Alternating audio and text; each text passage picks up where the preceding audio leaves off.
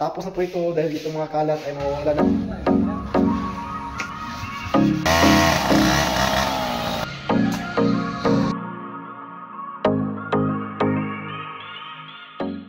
Ayan, good morning mga kababayan. At araw ngayon ng Miyerkules.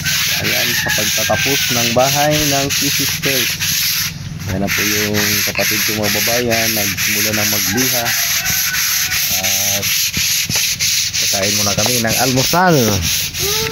At yung ulam namin is pakbit, gulay. Gulay. Mga kababayan, at puputulin na yung mangga doon ngayon. Ipatsinso natin. At bago ang lahat mga kababayan, bago tayo magsimula ay ayan.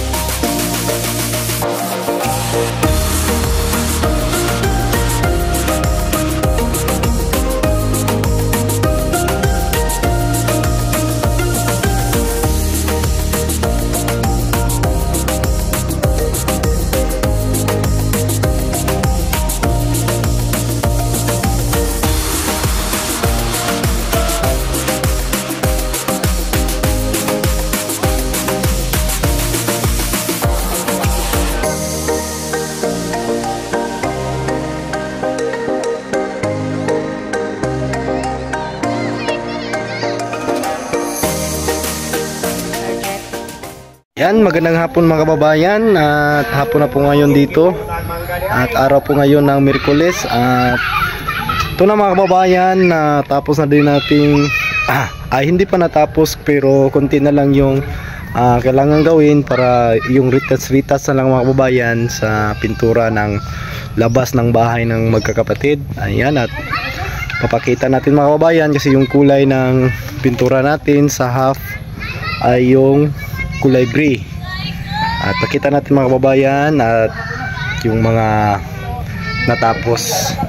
Ayan na mga kababayan, ayan, at may tip po yan kasi may ribiti po yan na puti tulad ng nasa plano. Ayan, at ayan mga kababayan yung kulay, at ito basa pa kasi ngayon ko lang po ito natapos. Ayan, at yung puno ng mangga, ayan, naputol na mga kababayan, at ano na dito, maliwalas na po dito mga kababayan. Pinutol natin yon para yung mga dahon ng mangga, yung mga laya o yung mga tuyong dahon ay mapupunta talaga yon sa gutter. Kaya mas mabuting naputol siya para yung gutter natin ay hindi na malagyan ng mga tuyong dahon, para hindi po masira yung gutter natin dahil wala po maglilinis dyan. At dito din sa likod, ayan na, at dito tapos na ito. Yan, mayroon ng mga tip ito, ano po, kulay puti ito, tsaka ito po, tapos natin na primeran yan at kukulayan natin yan ng kulay puti. Ito na po yung sa likod. At ito naman mga kababayan yung pader ng ating bakod. Ayan, yan na po yung nilibil na lang namin yung ano mga kababayan, yung bakod kasi sapawan ba ito ng steel matting sa itaas. Ayan, at dito lang po apat na hollow blocks, may isang nakalubog. Ayan, at hanggang doon, at yan lang po yung space ng bahay mga kababayan dito sa bandang gilid. At dito din maliit lang din doon, at dito yung medyo may malaki pa na space dito sa may, kasi dito yung hangganan ng kanilang lupa. Ayan oh, may muhon dyan hanggang doon sa gilid ng kanal. At ito na mga kababayan, at malapit na po itong matapos. Ay yung ano mga kababayan, yung linggo ngayon na week, matatapos na po itong bahay. At ito lang bakod siguro yung matitira na tatapusin natin. At naupinsahan naman mga kababayan. Ito, kukulayan ba natin ito ng kulay gray. Ayan, kailangan pa natin itong ayusin. At ito na po yung harapan. Ayan. Ayun, ano, dahil makita ang vlog niyo ba? Ayan mga kababayan yung kulay oh, hanggang sa itaas po yung kulay gray tulad ng nasa plano natin. Ayan. Ayan po, at dito sa loob papasukin natin ang loob. At nandito pa rin yung mga gamit. Ayan, nagkakalat-kalat po dito mga kababayan. At ayan, may ano na sila dito oh. May sound system. Ayan, ito hindi pa natapos, hindi na natapos mga kababayan. At dito tapos na po dito sa pangalawang kwarto, natapos na. At yan po yung mga pintura na ginagamit. Ayan mga kababayan, at yung mga pintuan, madudumihan talaga ito, pero pupunasan natin yan para pagkatapos ng bahay ay malinis na po ang bahay. At dito sa CR, ayan, natapos na din, at may manhole tayo dyan mga kababayan para kung may trouble man sa ating, ang tawag doon sa electrical, ay dito po dadaan. Ayan, may manhole po dyan. At ayan na po, at ito linisin lang natin to yung mga kalat. Pagkatapos linis natin yan. Ito po yung CR, yung flooring oh, madami pang alikabok. Linisin natin yan. At ayan na po mga kababayan, napakaganda na talaga ng bahay ng magkakapatid. Ayan. At bukas araw ng Huwebes, may matatapos naman tayo bukas mga kababayan. Baka makabit ko na yung molding, kabit ko na yan dyan. Kasi marami pa tayong pwedeng gawin. Ipapatiles ko to sa dito. Papatiles ko to bukas sa aking kapatid. Ayan, marunong naman yun magkabit ng tiles. Patatiles ko to dito. Pati doon sa may ports. Kailangan na ding i-tiles yan. Dito, i-tiles din natin to dito mga kababayan bukas. Tatiles natin yan dyan bukas mga kababayan. Para matapos na po itong bahay. Para bakod na lang yung gagawin natin. Kasi yung bakod, madali lang yun. Siguro nasa mga ilang araw lang yung... Kasi naumpisahan na. Kailangan pa natin palitadahan yan. Palitadahan. Baka paglagyan pa yan ng... baka pinturahan pa yan mga kababayan. Di ko po alam kung papinturahan pa ba yan. Baka papinturahan yan. At ayan na po yung bahay. At napakaganda at napakalinis tignan kasi kulay puti yung nasa loob. Sana wag madumihan ang bahay na ito mga kababayan, wag dumi-dumihan, wag babandalan kasi nga napaka ano po ng bahay mga kababayan, no? Napakalinis tingnan. Ayan. Matapos na po ito dahil itong mga kalat ay mawawala na dito. Yung mga nagamit natin at yung mga dumi sa tiles, kailangan nating linisin yan para maging maayos talaga ang bahay pagkatapos at sa paglipat ng mga kapatid ay ayos na po talaga lahat yung bahay. At ayan po mga kababayan, maraming salamat ulit sa inyo at magandang buhay po sa inyong lahat at bye-bye!